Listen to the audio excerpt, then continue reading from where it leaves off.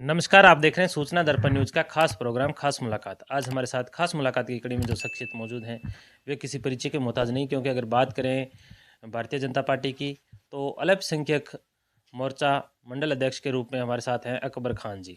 तो जानेंगे इनका राजनीतिक परिचय और पार्टी ने जो इन पर विश्वास जताया और एक अल्पसंख्यक वर्ग की जिस प्रकार इनको एक जिम्मेदारी का पद सौंपा है, तो जानेंगे कि कैसा रहा इनका राजनीतिक सफ़र और पार्टी के एक कार्यकर्ता के रूप में रहते हुए इन्होंने किस प्रकार सेवाएं अपनी निर्वहन की और क्या क्या यहाँ की लोगों को जिस प्रकार लाभ पहुंचा।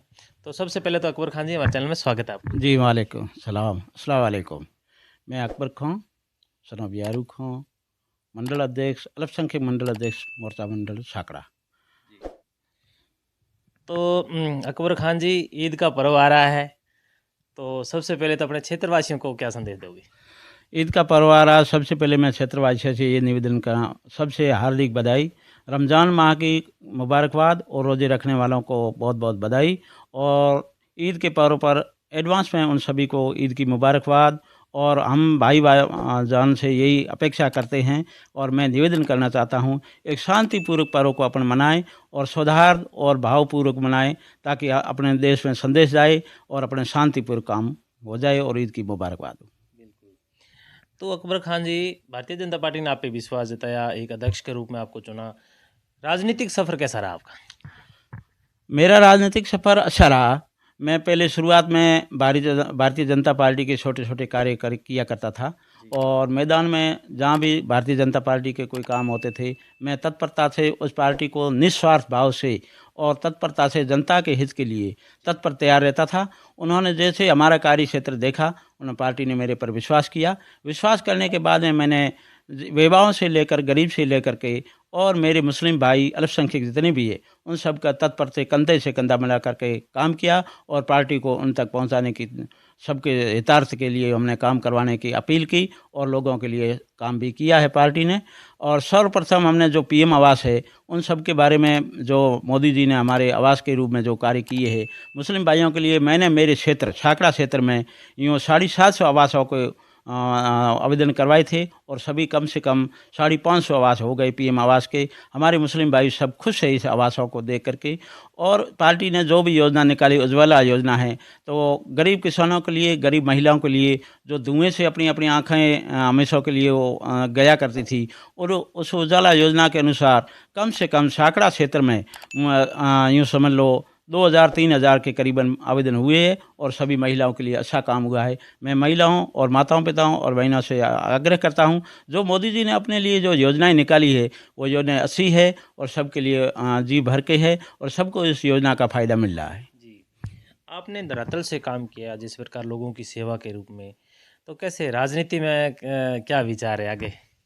देखो, मैंने तो इस निस्वार्थ भाव से लोगों की सेवा के लिए, जनता की सेवा के लिए काम किया है और लोगों से ये भी अपेक्षा करता हूँ, जब भी हमारा काम पड़ेगा, हम लोगों के लिए तत्पर तैयार रहेंगे। गरीब, बुजुर्ग, महिलाएं, पेंशन योजना, उजाला योजना, किसान निधि, सम्मान निधि योजना पीएम साहब ने जो निकाली है, सब किसानों हमारे यहाँ के लोग हैं कि कहाँ से एक फॉर्म भरें, कैसे भरें। मैंने उनके साथ में मिल कर के अच्छा मेरे दिल जीतने का काम मैंने जनता के साथ काम किया है और मुझे जनता से अपेक्षा है, जब भी मेरा ज़रूरत पड़ेगी वो मुझे जनता से, जनता मेरे लिए तैयार रहेगी, मुझे पूरी अपेक्षा है।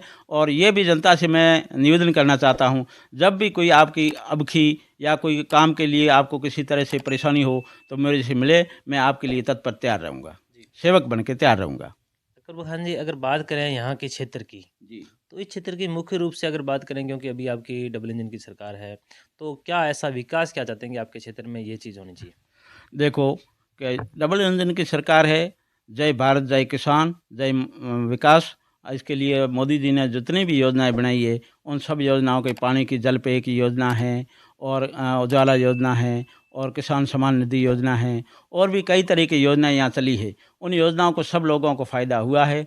और जो गई सरकार ने जो जल के लिए जितने भी कनेक्शन किए थे, बजट जितना भी था, जो जहाँ जहाँ उन्होंने पहुँचाया है, वहाँ जो त्रुटियाँ उन्होंने रखी थी, वो त्रुटियाँ हमारे मोदी जी ने मिलकर के दोबारा पासी उन्होंने शुरू करवाने के लिए जहाँ कमियां रही थी, उन कमियों को पूरी करवाई है।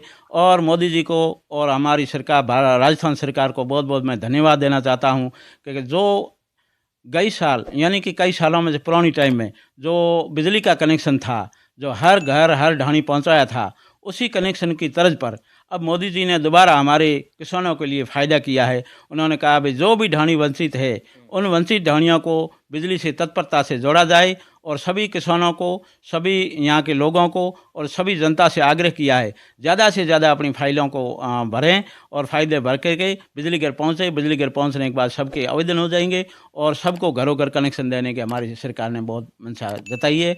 और मैं जनता से निवेदन करना चाहता हूँ कि कोई भी छुप करके ना रहे, अपने जिसके ज़रूरत के मुताबिक जो भी काम चाहते हैं वो हमारी सरकार तैयार है और हम भी तैयार हैं। और बहुत अच्छा काम किया हमारी सरकार ने और करने की हमारी पूरी अपेक्षा है। जो भी हमने किया है और जो भी बच गया है और काम करने की जो इच्छा है, उन सबको हमने करेंगे।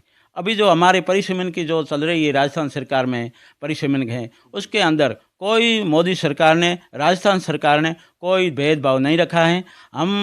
हमारे लिए जो विधानसभा पोकरण क्षेत्र है, इसमें हर तरह से जहाँ जहाँ सुविधाएं थी, वहाँ वहाँ हमारे महंत प्रतापपुरी महाराज ने सबकी आवाज़ वहाँ शर्मा जी तक पहुँचाई और हमारी कार्य चल रहा है और कोई वाद विवाद की बात नहीं है। अल्पसंख्यक के भी रेवेन्यू गांव कट रहे हैं और हर पंचायत बन रही है। अब यूँ समझ लें, हमारे गांव साकड़ा के मंडल की बात कर लें तो साकड़ा मंडल में हमारे अध्यक्ष जी हनुमान जी और महंत प्रतापपुरी जी और शर्मा जी ने मिलकर के जो हमारा काम किया है सराहनीय है।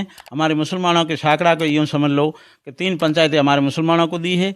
कुल पहले पंचायतें 4 थी, उनमें से 3 मुसलमानों को दी है और 3 राजपूतों को दी है। कोई भेदभाव वाली बात नहीं है, सबके लिए अच्छा काम कर रहे हैं और अच्छा काम करने की अपेक्षा भी हम रखते हैं। एक जिस प्रकार बात करें, आप हमेशा समाज सेवा से जुड़े रहते हैं, तो कहीं ना कहीं हमने देखा है कि आप वर्तमान में युवा है वो कहीं ना कहीं नशे की तरफ आकर्षित होता जा रहा है।